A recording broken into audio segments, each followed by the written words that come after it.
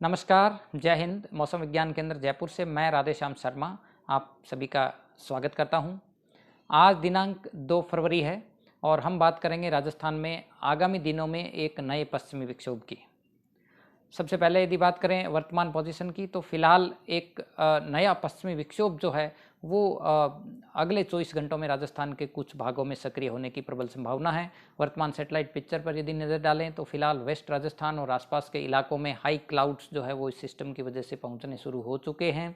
आज एक बार फिर से मौसम विज्ञान केंद्र जयपुर ने आगामी दिनों में जो एक सिस्टम राजस्थान में प्रभावी होगा, इसको लेकर एक प्रेस विज्ञप्ति भी जारी की गई है।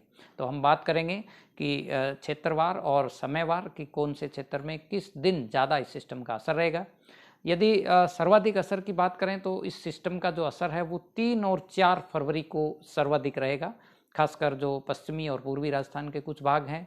इस दौरान कहीं कहीं थंडरस्टॉर्म, लाइटनिंग और कहीं कहीं ओलावृष्टि होने की भी संभावना है।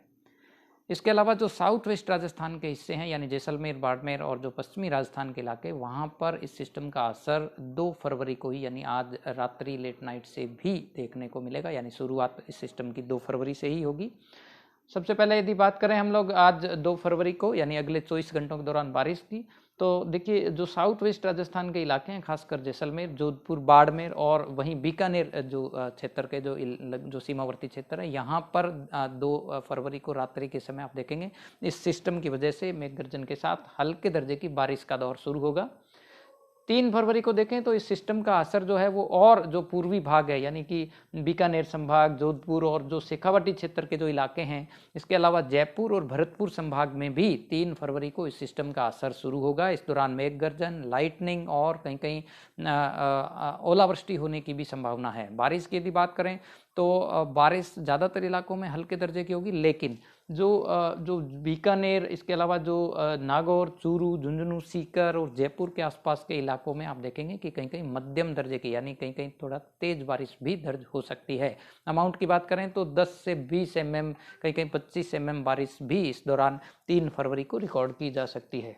बात करें यदि 4 फरवरी को, तो आप देखेंगे कि 4 फरवरी को भी राजस्थान के करीब करीब जो है वो अधिकांश भागों में आप देखेंगे कि बारिश की गतिविधियां होगी। केवल यदि छोड़ दें यदि उदयपुर संभाग और कोटा संभाग को, तो इन 2 संभागों को छोड़कर ज़्यादातर इलाकों में आप देखेंगे कि बादल छाए रहेंगे, मेघ गर्जन, लाइटनिंग के साथ में हल्के से मध्यम दर्जे की बारिश का दौर रहेगा। हाँ, 4 फरवरी को भी आप देखेंगे कि कहीं कहीं ओलावृष्टि की गतिविधियाँ भी रिकॉर्ड होने की प्रबल संभावना है।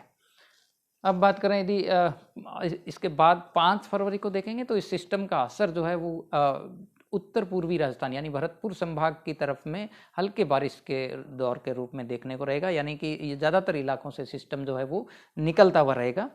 अब यदि चेतावनी की बात करें तो आप देखिए 3 फरवरी को खासकर जो पश्चिमी राजस्थान के हिस्से हैं, जैसलमेर, इसके अलावा बीकानेर, गंगानगर, हनुमानगढ़, नागौर, जोधपुर, इनमें इस सिस्टम का सर्वाधिक असर होगा। कहीं कहीं ओलावृष्टि होने की भी संभावना है, हल्के से मध्यम दर्जे की बारिश होगी और लाइटनिंग भी यानी कि आकाशीय बिजली चमकने की भी संभावना है। ये जो येलो कलर में जो जिले दिखाए गए हैं, खासकर शेखावाटी वाले और जयपुर भरतपुर संभाग के, तो इनमें भी हल्के मध्यम दर्जे की लाइटनिंग या थंडर एक्टिविटी हो सकती है। 4 फरवरी को आप देखें कि जो ऑरेंज कलर वाले जो डिस्ट्रिक्ट्स हैं वो खासकर पूर्वी राजस्थान की तरफ शिफ्ट हो गए हैं, यानी शेखावाटी क्षेत्र के जो इलाके हैं, खासकर सीकर, झुंझुनू, अलवर की तरफ के, इधर भरतपुर संभाग, जयपुर और अजमेर संभाग में ये जो क्षेत्र है, यहाँ पर भी 4 फरवरी को आप देखेंगे कि मध्यम दर्जे तक का थंडरस्टॉर्म हो सकता है, कहीं कहीं लाइटनिंग और ओलावृष्टि की संभावना रहेगी। इसके अलावा जो येलो कलर में है, यहाँ पर भी जो है वो हल्के दर्जे का थंडरस्टॉर्म और लाइटनिंग रेनफॉल के चांस है।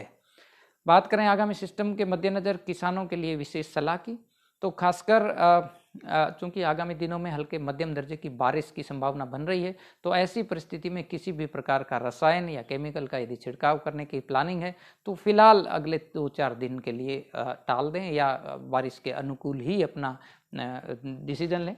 इसके अलावा जो कृषि मंडियों में जो खुले आसमान में अनाज और जो जिनसें रखी है, उनको भी भीगने से बचाने के लिए समुचित उपाय करें। तीसरा जो खासकर थंडरस्टॉर्म के दौरान विशेष सावधानी बरतनी है वो यदि अपने आसपास में आप देखेंगे कि यदि कोई थंडरस्टॉर्म या लाइटनिंग जैसी गतिविधियां हो रही है, तो ऐसे स्थान पर सुरक्षित रहें जहां पर लाइटनिंग होने के जो असर है या लाइटनिंग होने की संभावना कम हो। यानी कि यदि आप खुले खेत में हैं या किसी पेड़ के नीचे हैं या कोई मेटालिक बॉडी है या कोई वाटर सरफेस वाटर बॉडी है, तो ऐसे ऑब्जेक्ट से प्रयास ये करें कि थंडरस्टॉर्म के दौरान दूर रहें और किसी पक्के स्ट्रक्चर या जो सेफ जो शेल्टर है उसमें ही शरण लें। अधिक जानकारी के लिए कृपया मौसम विज्ञान केंद्र से जुड़े रहें। धन्यवाद।